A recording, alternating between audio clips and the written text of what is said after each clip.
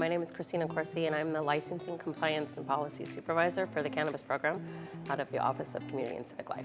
I am also the Program Manager for the Grants Program for the Cannabis Emergency Relief Fund, better known as CERF.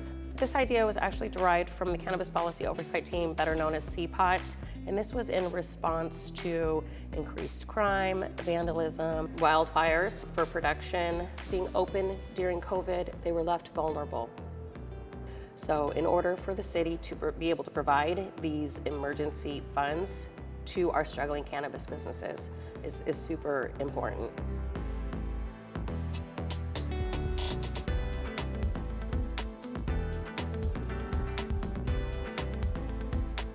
The CERF grant funds really were game-changing for a number of our businesses, and there were many businesses who had suffered a lot of break-ins, unfortunately. These are things that these CERF funds allowed them to fix. We've also seen people, though, use these funds to hire. They've been able to sustain their workforce or bring on other people and employ them, and that's, I think, really important to how this money does more good than maybe you might realize on the surface.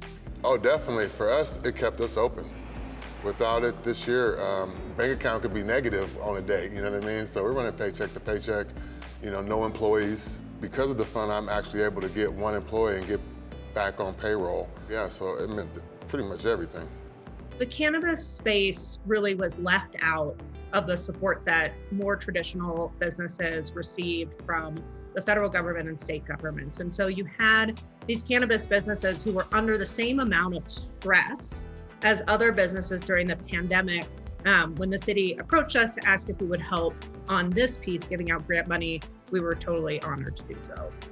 So our business was cut by about 2/3. So we really only had one leg to stand on. We get rejected from a lot of cannabis grants, and we get rejected from non-cannabis grants. So this is the first kind of grant that actually made space for ancillary and for cannabis companies. These types of grants, like I said, it just helps alleviate some of the pressure as an employer so that we can really focus on our team and on our community. Because at the end of the day, that's why we're here, is for our community. And when the city is able to support us and support that in a very meaningful way, it allows us to be able to continue to give back to this environment that we're really trying to create here in Portland. I'd been out of work for the entirety of January due to catching COVID. I missed an entire month of income, and I was just, that bottomed me out. It really helped me to not only even out some of my finances, but I had also had to borrow certain amounts from some friends and family to make ends meet for that month, and it allowed me to pay them back a lot quicker. I feel like having those funds specifically designated by the city for these marginalized communities, specifically within the cannabis industry, it was so incredibly helpful and truly a lifesaver for myself and many individuals. $500,000 was requested from 140 workers, and I'm very proud to say our organization funded the most impacted communities first.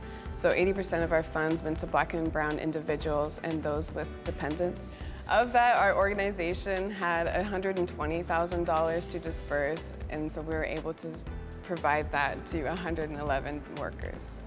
We really are enormously grateful to the city for having repurposed some of the cannabis tax funds in this way, because I genuinely believe if we hadn't gotten that grant, we'd have had to shut down. Yes, I would say it's working. We definitely need more funds. We were provided $1.33 million for the fiscal year 21-22, and it did help out quite a few businesses, over 50 businesses and over 50 individuals. The CERF funds are a recognition that you've got to make an investment to get back the kind of vision of Portland. So I appreciate the investment that they're making here, and I think it's a really important use of cannabis taxes.